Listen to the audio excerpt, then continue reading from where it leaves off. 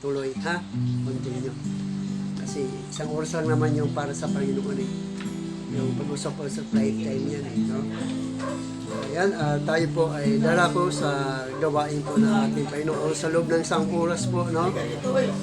Nawa ay mapapurihan po natin ang Diyos, no? Mapagbilog lang po natin ang Panginoon sa oras po ito. Tayo po ay awit sa Panginoon. Awitin po natin, puso ko'y linisin ng Diyos. Puso ko'y linisin, O Diyos. Buhay ko'y baguhin mong lubos. At sa aking paglakad na may banal na pagkatakot, puso ko'y linisin, O Diyos.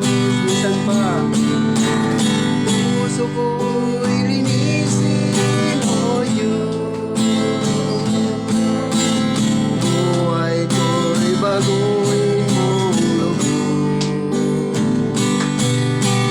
At sa aking paglakad na may banal na pagkatakot, puso ko'y linisin, O Diyos. Ang dalangin ko, ang dalangin ko'y nasa puso ko'y ika'y sundin. At sa bawat araw pupurihin ko ikaw. Puso ko'y linisin, O Diyos. Ang dalangin ko, ang dalangin ko'y nasa puso ko'y ika'y sundin. At sa bawat araw pupurihin ko ikaw.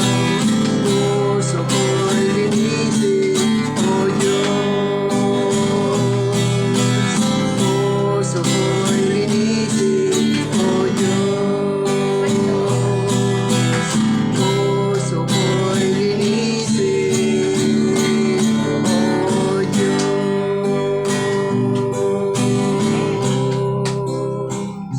Ano po ang ating chairman sa panimula pong panalangin? Dakilang Ama, makapangyarihan sa lahat. Salamat po, Ama, sa hapon na to, sa buong maghapon na binigay mo sa amin. Panginoon, iniiling po namin sa iyo. Patawarin niyo po kami, O Diyos, kung kami po nakapagsalita ng kasakit kami sa aming kapwa. Tunay, Panginoon, na ikaw nagbibigay sa amin ng paalala. Kung minsan, nakakapagsalita po kami hindi maganda. Patawarin niyo po kami sa oras na ito, Panginoon. Panginoon, nandito ka sa gitna namin. Kasama ka namin sa apagan na ito. Tunay, Panginoon, na ikaw ang aming pupurihin at sambay sa gabing ito. Salamat po, Ama, sa iyong biyaya. Salamat po, Ama, sa kalusugan na ipinagkaloob po sa amin. Sa araw na ito, Panginoon, hindi kayang bayaran ka ng bagay, material, pero ikit ka, Panginoon, na nandito ka sa amin, sa isip, sa puso namin, kasama ka namin, O Diyos. Panginoon, salamat din po sa bawat pamilya namin. Kung nasaan sila, Lord, mga anak ko, anak ng kasama ko nandito.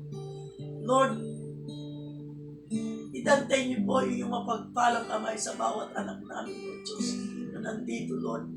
Patuloy na kalakasan, patuloy na pag-iingat. Ikaw po ang manguna sa lahat ng kanilang gagawin sa bawat pamilya. Ano mang kanilang mga plano, ingatan mo po sila, O Diyos. Salamat po, Panginoon. Salamat din po sa oras na ito, Panginoon, na makarinig po kami ngayong salita, na mapag-aralan namin at ang aming tagapagsalita, bigyan mo po siya ng karunungan na nagmumula sa iyo, Panginoon, para po ma-share niya ang iyong salita, Panginoon.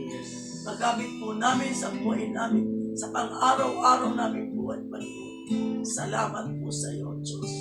Alam po namin, Panginoon, na ikaw ang aming sandigan, ikaw ang aming lakas, lahat ng bagay, ikaw ikaw po, Panginoon, nagbibigay sa amin ng kalakasan. Yes, Lord. Salamat po, Diyos. Salamat po, Panginoon. Ang aming babalik sa iyo, tanging pasasalamat.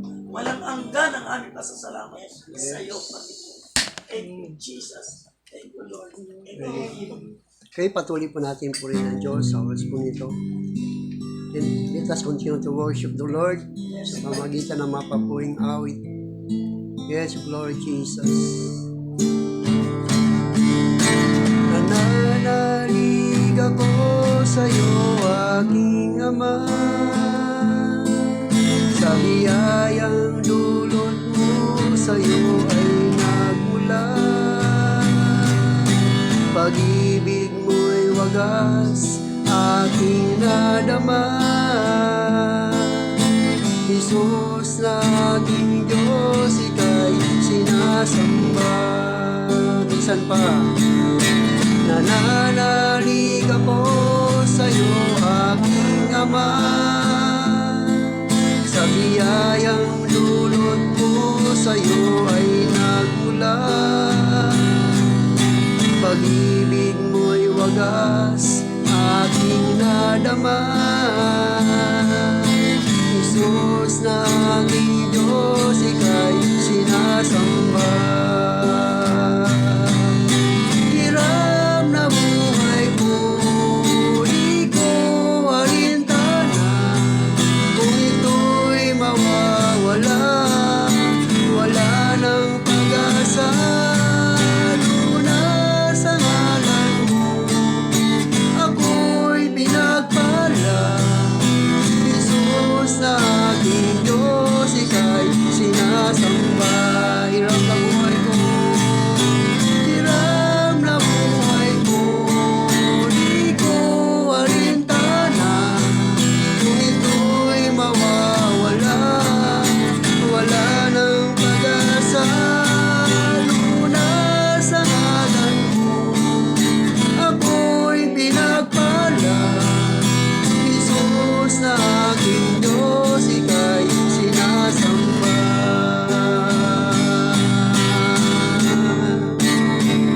Lumalapit ako, nagpupuri sa'yo.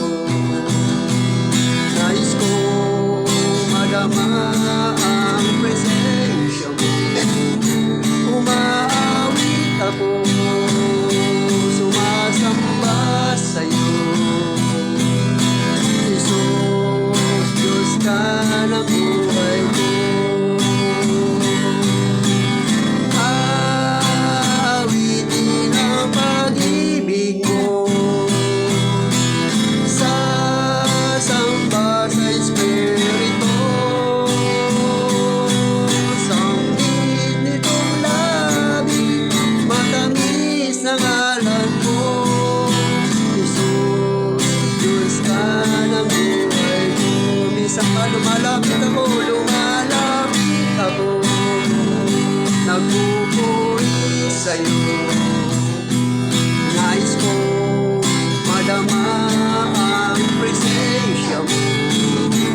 Umaawit ako, sumasamba sa'yo. Jesus, Diyos ka ng buhay ko.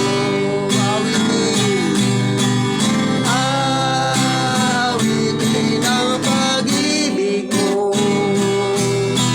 sa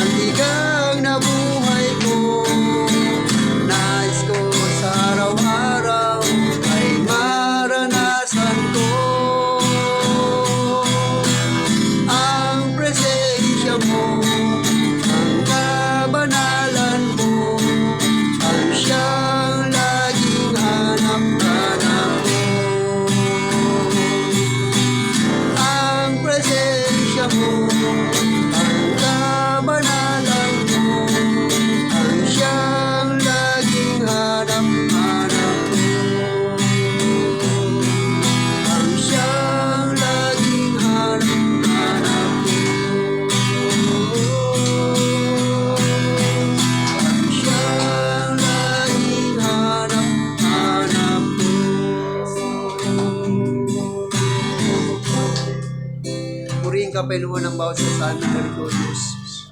Tanggapin niyo po ang mga papuling awit po ito, Diyos. Ang lahat nito ay inaalay namin sa iyo bilang pagsamba namin sa iyo, God, sa Espiritu at katotohanan, sa mga bagay na hindi namin nakikita, sa mga bagay na hindi namin nahihipo, O Diyos. Sapagkat ikaw ang Diyos ay buhay na may likha nitong langit at ang lupa. Maging ang batsal sa amin, ikaw ang naglikha sa amin, O Diyos. Ang layunin upang kay aming sambahin, dakilain at luwalhatiin at pasalamatan sa lahat ng bagay na ginagawa mo sa aming mga buhay, Panginoon. Kaya purihin ka, Panginoon, sa gabing ito, Diyos. Samahan niyo po kami sa nalalabing oras na amin po itataas ang iyong dakilang pangalan sa lugar nito, God. Sa pangalan ng Ama, ng Anak at yung Banal Espiritu Santo, sa pangalan ni Jesus, alam natin magsabi na, Amen. So, purihin ng Diyos sa gabing ito. Lunes na naman, no? Napakabilis po talaga ng araw na kung saan ay kailan lang ay nakaraan Lunes, ngayon ay Lunes na naman. At ngayon ay, tayo ngayon ay nasa dito naman sa presensya namin. Salamat po sa inyo.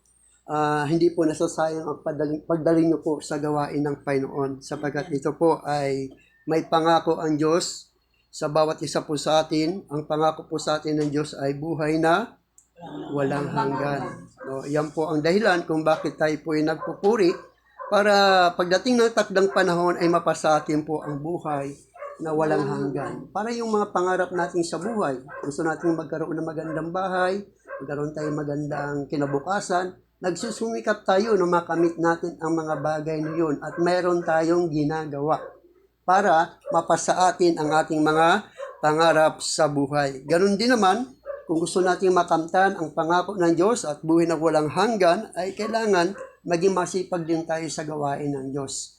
Kasi yung lamang ang tanging paraan para mapaglingkuran po natin ng Panginoon. At doon natin malalaman na ang Diyos ay gumagawa sa buhay ng bawat isa po sa atin yan. So bago po tayo darako sa ating pong mensahe, ay baka gusto niyo pong magpasalamat muna sa Panginoon sa oras pong ito. Meron bang gusto magpasalamat sa Panginoon? Ating pong chairman? Nagpapasalamat ako sa Panginoon. Siyempre, binibigyan tayo ng kalakasan, malaking bagay na yun. Iniingatan niya tayo. Ako iniingatan niya sa buong isang nakaraang buwan. Salamat sa kalusugan na binibigay niya sa akin. Sa bawat pamilya ko. Salamat sa Panginoon dahil may problema man pero nandun siya eh. Hindi niya akong ginababayaan. Kaya sa pinagdaan natin ng problema, pero proud dahil sabi nga na isang sa city hall, "Oy, chairman, ano ka lang GC ka lang kalmati ka lang Siyempre, anak ako ng Diyos, di ba? Amen. Kasi kung wala akong inaasahan sa buhay ko, kung sarili ko lang, baka ako natataranta hindi ko malaman saan ako. Pero, oo, nanervous ako, pero nanervous case ko. Sa dami ng memo. Pero, sabi ko, Lord, Kaya pa rin. salamat sa iyo dahil alam ko, wala akong ginagawa lamang sa kanya talaga. Kasi ang ginagawa ko naman dapat kong gawin sa buhay ko. Kasi alam ng Panginoon na may takot ako sa kanya. Hindi ako natatakot sa tao, natatakot ako sa Diyos. Kasi kapwa-tapo na naman sila. Pero salamat sa Panginoon dahil alam ko nandun yung pag-iingat niya sa buhay ko. Kung ano man yung mga dumadaan ngayon. Sabi ko, Lord, katiwala ko sa iyo. Kaya salamat sa Panginoon. Napakabuti ng Diyos sa buhay ko. Amen. So, purihin ng Diyos, no? Kapag tayo po ay naglilingkod sa Diyos, kalmante lang po tayo kasi alam po naman po natin kung sino po tayo. Tayo po yung mga anak ng Diyos. Ibig sabihin, kung sino man ang kaharap natin, ay ipantay natin ang ating sarili sa Kanya kung sino man siya. Sabagat, yun ang nais ng Panginoon sa atin na tayo po ay maging flexible. Kung sinong kaharap natin ay dapat maging katulad tayo niya. No? Kaya huwag tayo kumbaga sana hindi tayo dapat kabahan, no? Maging presidente man yan, vice president, o sino man ang kaharap natin. So, hindi po tayo dapat kabahan. Bakit? Sapagat kalibil po natin siya. No? Tao rin siya tulad natin.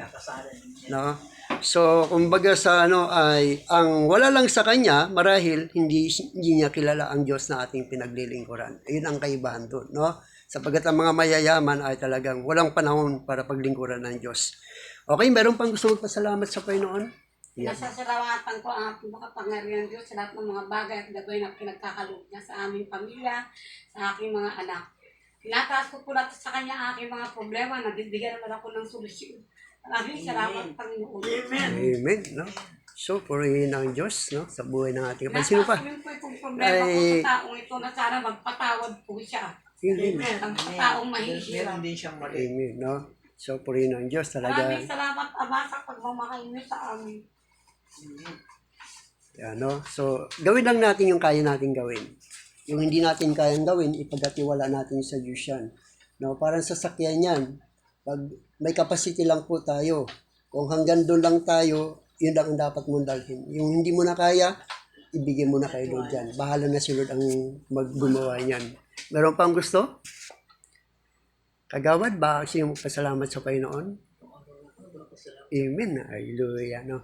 So, yun po. Meron pa? Yan. So, kulang na po kay teacher. Kay teacher, meron ba? No? So, purihin ng Diyos sa gabing ito. Sa loob po ng ilang minuto, ay meron pa po tayong mga 25 minutes na pagkain. Kumbaga sa pagkain, ito po yung pagkain po natin, yung salita ng Diyos. Sapagkat sabi ni Biblia, hindi lamang sa tinapay na bubuhay ang tao, kundi sa bawat salita rin na mumutawi sa bibig ng Diyos. Ibig sabihin, ang tao ay hindi lang dapat siya magutom sa pagkain. Dapat magutom din siya sa salita ng Diyos. No? Na ang salita ng Diyos, ito po yung pagkain ng ating espiritu habang tayo narito sa mundong ito. Kasi dalawa po ang buhay natin. Meron tayong body, soul, and spirit. Yung body, soul, ito po yung pagkain natin dito sa mundo. Sapagkat ikaw yon at ang spirit, ito ay galing sa Diyos at binigay sa atin para magbigay ng buhay sa ating body and soul. At ang nagugutom ang espiritu natin sa salita ng Diyos. Kaya nung patay pa ang espiritu nyo, bali walang halaga sa yung mga ganitong gawain. Pero nung binuhay ng Diyos, ang inyong espiritu, naging karoon ng kahalagahan ang ganitong gawain. Dahil ito yung kalakasan. No? Sa araw pong ito, ang ating pong pag-aaralan ay patungkol po sa tinatawag na nakakatiyak ka na ba na ikaw ay makakapunta sa langit pagkatapos ng iyong kamatayan? Masasabi kaya natin yon? Tiyak ako, pag ako'y namatay, pupunta ako ng langit. Hindi tayo makakatiyak. Ayan, iyon pong ating pag-aaralan no, sa gabing ito. Kasi kailangan sa araw pong ito, tiyakin mo na ikaw ay makapunta ng langit. Kasi kung hindi ka tiyak, ibig sabihin, hindi sapat ang pananampalataya mo sa Diyos. Hindi ka talaga naniniwala. So, yan pong ating pag-aaralan no, sa oras pong ito. Para malaman natin na hanggat buhay tayo, nakakatiyak tayo na tayo ay pupunta ng langit. So, bago yan, tayo muna po ay manalangin. No? Sa oras pong ito, Lord, dalangin namin na samahan niyo po kami sa inyong mga salita na ito ay maging pagpapala sa bawat isa sa amin. Bigyan niyo po kami ng kalaman at karunungan at buksan niyo po ang aming pangunawa upang ang iyong mga salita ay maintindihan po namin ito at maunawaan. Maging lingkod, bigyan niyo po ko ng kalaman at karunungan upang patuloy ko pong may pahayag ang iyong mabuting balita sa lahat na narito sa pangalan ni Jesus. Amen. So dito ay malalaman po natin kung tayo po ba ay nakakatiyak na tayo ay makakarapunta ng langit kung tayo ay pumanaw sa mundong ito. No? So, ibig sabihin, ang bawat isa sa atin dapat nakakatiyak po tayo na kung saan ay pag-alis natin sa mundong ito, alam natin na pupunta po tayong langit. Ang sabi po ng Biblia, nais ng Diyos na makatiyak tayo tungkol sa bagay na ito. Nais ng Diyos na makakatiyak tayo na tayo ay makakapunta ng langit. Ang sabi sa banal na kasulatan, sa 1 John chapter 5 verse 13, ganito ang sinasabi ng Biblia, isinusulat ko ito sa inyo upang malaman ninyo na kayong nananalig sa anak ng Diyos ay may buhay na walang hanggan. Amen. No, sabi niya, isinusulat ko ito sa inyo upang malaman ninyo na kayong nananalig sa anak ng Diyos ay may buhay na walang hanggan. Kaya ikaw ba'y nakakatiya ka na ikaw may buhay na walang hanggan? Kasi pag tinanong ka, Ikaw ba kapag namatay sa araw nito, nakakatiyak ka ba na buhay na walang hanggan? Kapag sinabi mo hindi ka tiyak, ibig sabihin hindi ka tapat na nananalig at nampalataya kay Kristo. No? Na dito ay pinakikita ng Biblia na gusto ng Diyos na tayo ay makakatiyak na tayo ay may buhay na walang hanggan. Ito ay pinatunayan niya John sa John 3:16. Ito ay malinaw na sabi niya, gayon na lamang ang pag-ibig ng Diyos sa sanlibutan, kaya ibinigay niya ang kanyang bugtong na anak upang ang sinumang sumampalataya sa kanya ay hindi mapahama kundi magkaroon ng buhay na walang hanggan. So tinitiyak ng Diyos sa atin yan na habang tayo ay narito sa mundong ito, ay magkaroon tayo ng katiyakan na ang pagdalo mo sa gawain ng Panginoon ay hindi ito nasasayang. Amen. Kundi ito'y totoo at may pangako sa iyo ng Diyos. Ano bang pangako sa iyo ng Diyos maliban sa buhay na walang hanggan? Mansyon, tahanan, no? Mansyon. Ang sabi doon sa John chapter 14 verse 1 hanggang 2, sabi niya, huwag kayong mabalisa, manalig kayo sa Diyos at manalig din kayo sa akin sapagkat sa bahay ng aking ama ay maraming silid. Kung di gayon, ako'y paroroon at ipaghahanda ko kayo ng matitirhan. Kapag ipaghanda ko na kayo ng matitirhan, ako'y babalik at isasama ko kayo sa aking kinaroroonan. So yung mansyon na ipinangako sa atin ng Diyos, kung dito sa mundo, ang bahay mo ay kubo-kubo lang. Pero dahil sa meron kang pananalig at mananampalataya kay Kristo, ang totoo, mayaman ka. Dahil ang sabi ni Jesus Christ, alam kong mahirap ka, pero ang totoo, mayaman ka. Bakit? Sapagkat ang mansyon po natin sa langit, ang daanan doon ay lantay ginto, sabi ng Biblia.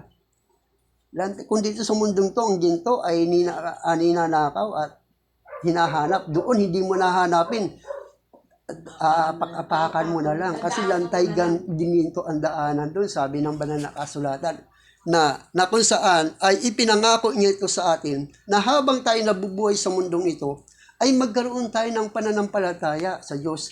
At meron sabi, kung ikaw may buhay na walang hanggan, dapat hindi ka na namamatay.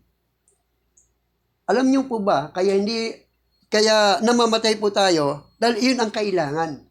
Dahil ang sabi doon sa banal na kasulatan sa 1 Corinthians chapter 15 verse 50 hanggang pababa, ang sabi niya, ang binubuo ng laman at dugo ay hindi maaari magmana ng buhay na walang hanggan. So hanggat nakasa katawang lupa pa tayo, hindi natin pwedeng manahin ang buhay na walang hanggan. Pero tinitiyak ng Biblia, isinusulat ito sa inyo upang malaman nyo na kayong sumasampalataya sa anak ng Diyos ay may buhay na walang hanggan.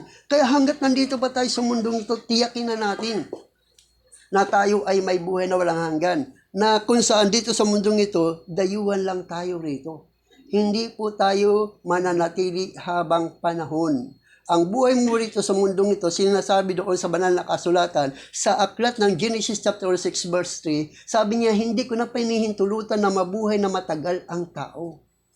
Sapagkat siya'y makalaman at makasalanan, hindi na lalampas sa 120 taon ang kanyang buhay sa daigdig na ito. Ibig sabihin, ang binubuno nating buhay sa mundong ito ay 120 years lang. Kung ilang taong ka na ngayon? 70. Ibig sabihin, ang natitira na lang sa iyo ay 50 years sa mundong ito. Ang binubuno mo sa mundong ito ay 50 years na lang. Ibig sabihin, sa loob ng 50 years, huwag mong kaligtaan ang pagdalo sa gawain ng Diyos. Ang sabi sa banal na kasulatan, 6 na araw kayo gagawa ng iyong ikabubuhay. Ang isang araw ay ilaan niyo ito para sa akin. Ibig sabihin, may time at may panahon tayo sa Diyos. Hindi araw-araw ay nasa pangangailangan natin sa mundong ito. Kundi mayroon tayong time.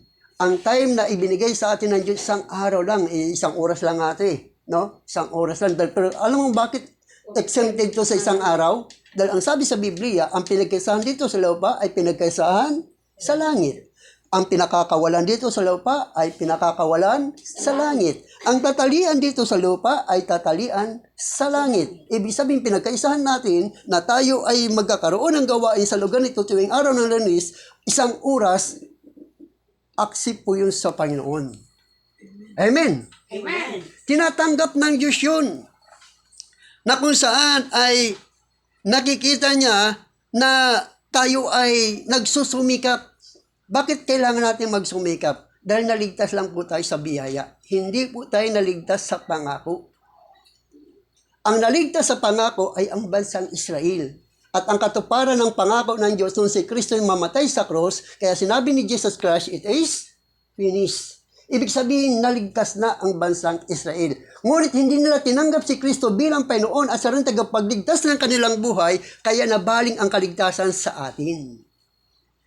At ang kaligtasan natin ay biyaya lamang, habag.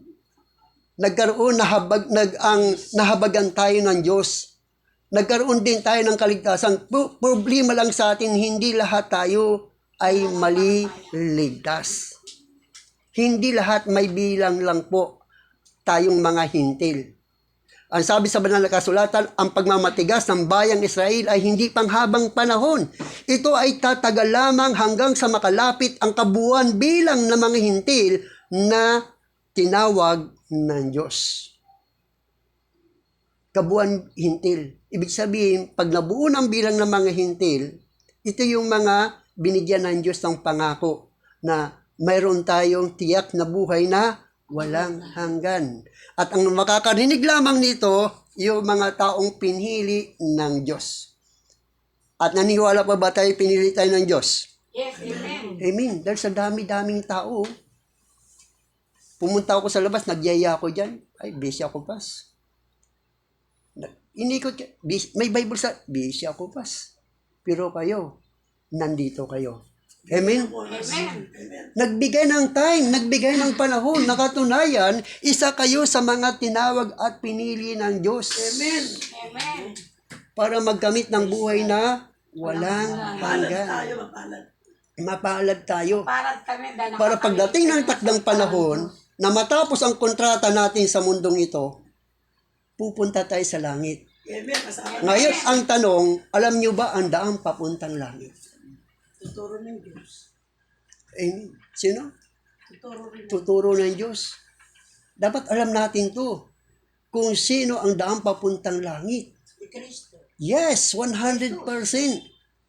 Dahil kapag sinabi ni Jesus, sabi ng Diyos, nandun ka na sa langit, ano ang dahilan bakit kita papapasokin sa langit? Nananampalataya ako. Nanampalataya ka? Ako sa pangalan ni si Kristo. Tinataas ko sa akin ang Diyos lahat Ama ng at Diyos. sa Diyos Espiritu Santo. Yes. Naniniwala ako sa salita ng Ang Diyos. dahilan kung bakit ka papasokan sa langit, dahil alam mo ang daan papuntang langit. Ang sabi ni Jesus Christ, ako ang daan, ang katotohanan at ang buhay. Walang makakapunta sa Ama kundi sa pamamagitan ko. Parang anak mo yan. Paano ka makakarating ng Divisoria? Di ba ang sagot niya? Alam ko, papuntang Divisoria. Alam ko, ang sasakyan, papuntang Divisoria. Pero kung hindi niya alam ang papuntang Divisoria at hindi niya alam ang sasakyan papuntang Divisoria, makakarating ba siya ng Divisoria? Hindi. Ganun din yun. Sa buhay na walang hanggan, dapat alam natin kung sino ang daang papuntang langit. Sa Gawa 4:12, kay Kristo lamang matatagpuan ang kaligtasan sapagkat sa silong ng langit, ang kanyang pangalan lamang ang ibinigay ng Diyos sa ikaliligtas ng tao. So, ibig sabihin na kay Kristo lang ang daan papuntang langit, na kay Kristo lang ang daan upang ikaw ay maligtas, upang makakatiyak ka na pagpanaw mo sa mundong ito, natapos ang kontrata mo, natapos binuno mo ang yung, kasi may binubuno lang po tayo rito. Ay, hindi natin alam kung hanggang kailan tayo rito. Ang pag-alis natin sa mundong ito ay biglaan na hindi mo inaasahan. Maraming umalis sa mundong ito sa iba't ibang paraan. Naglalakad lang, namamasyal, namimili, Tulog. namamalingki, natutulog. Pero ang tanong, sabi sa Biblia, minsan lamang itinakda sa tao na minsan lamang mamatay, pagkatapos ay paghuhukom. Ibig sabihin, ang bawat tao kapag namatay, saka lamang siya harap sa hukuman ng Diyos. Hanggat buhay siya, hindi niya mararanasan ang hukuman ng Diyos. At sinasabi ng Biblia, hanggat buhay po tayo, alam natin ang daang papuntang langit. Nakakatiyak tayo. Kaya hindi tayo natatakot pumunta kahit saan. Alam mo kung bakit? Dahil kasama natin ng Diyos. Amen. Ano man ang mangyari sa ating buhay, alam ng Diyos na hanggang doon na lang ang ating buhay. Pero hanggat hindi pa tapos ang kontrata mo, hindi pa tapos ang buhay mo, ililigtas ka ng Diyos. Amen. Hindi ka niya ipapahamak. So dito nakikita natin, nakakatiyak na ba tayo na tayo ay may buhay na walang hanggan. Amen. Kaya nawa habang tayo ay nabubuhay, magkaroon tayo ng kasipagan sa Panginoon. Ako masipag ako sa gawain ng Diyos. Alam mo kung bakit? Dahil nga, gusto ko makamtan ang buhay na walang hanggan. Gusto kong makamtan magkaroon ng magandang bahay. Na bahay na kung saan ang daanan doon ay lantay ginto. At hindi ka na maghanap buhay, hindi ka na magtatrabaho, hindi ka na magninegosyo. Lahat ay nandun na. Kung sa mundong ito nagsusumikap ka na maging maganda ang buhay mo, naging masipag ka sa mahanap buhay negosyo, trabaho mo, dapat magkaroon ka rin ng kasipagan na paglingkuran ang Diyos. Dahil yun ang totoong buhay. Ang buhay dito sa mundong ito ay pangsamantala lang. Kaya sabi sa Biblia, isip ninyo ang mga bagay na panglangit, hindi ang mga bagay na panglupa. Sapagat ang mga bagay na panglangit, ito ay panghabang panahon. Ngunit ang mga bagay na panglupa ay panandalian lamang. Hindi ito panghabang panahon. Makakamtan mo lamang, kung may kutsi ka, sasakyan mo lamang yan hanggat ikaw buhay. Kung may maganda kang bahay, matitirahan mo lamang yan hanggat ikaw buhay. Pero kapag nalagutan ka na ng hininga, ang lahat na yan ay burado lahat yan. Wala na yan.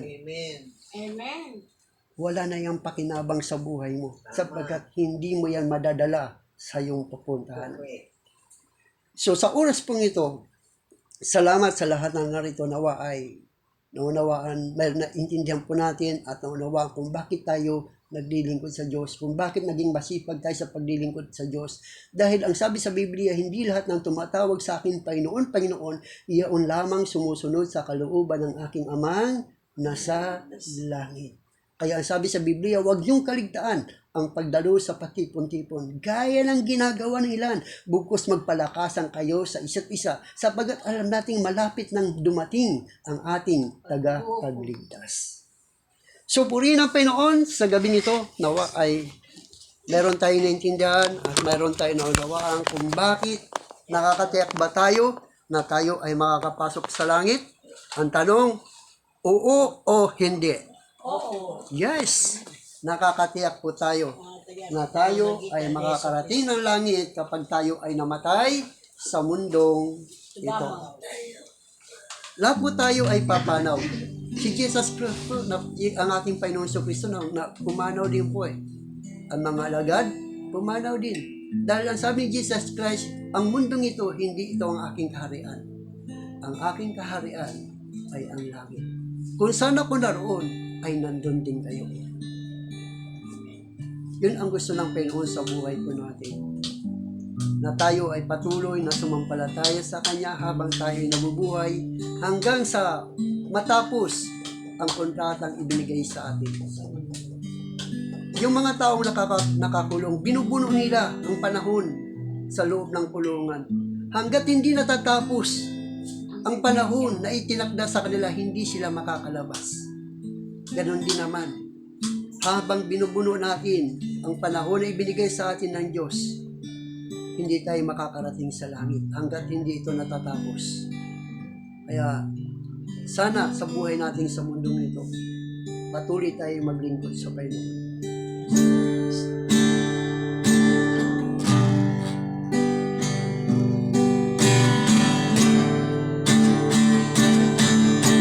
Ikaw lang ang pag-asa ko, tanging ikaw ang buhay ko,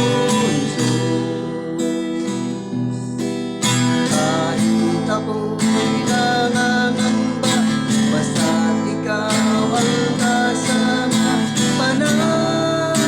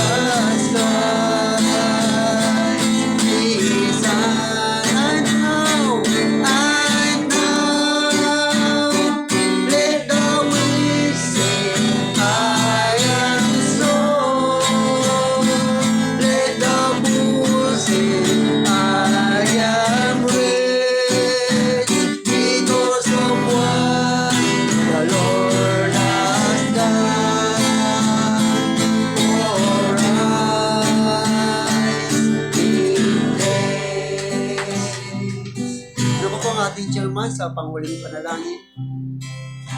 Dakilang Ama, salamat po sa iyong mga salita. Yes, At Lord. pag-aralan po namin sa gabi ito. Tunay, Panginoon, ikaw ang aming kasama. Ikaw po, Panginoon, ang aming sa oras na ito, ang aming paglilingkod sa iyo, na makapiling ka namin pagdating ng panahon. Yes, Lord. Makakarating kami sa iyong kaharian. Yes, Lord. Tunay, Panginoon, salamat po sa iyong mga salita. Salamat po sa oras na ito. Nagbigay kami ng oras para po ikaw ang aming papurihan. Yes. At sambahin ka namin Siya nga, Lord. sa gabi ito, Panginoon. Salamat po, Ama. Salamat din po paglabas namin ng building ito. Ingatan Yes. mo po ang bawat isa sa aming Panginoon.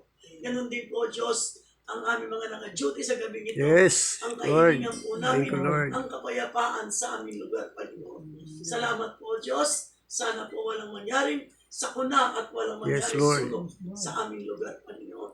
Sa pangalan ni Jesus, in the name of Jesus, Lord, tulungan niyo po kami, Panginoon. Yes. At alam po namin, Panginoon, ang aming mga residente Yes. nakahiga sa court, napakahirap ang kanilang kalagayan.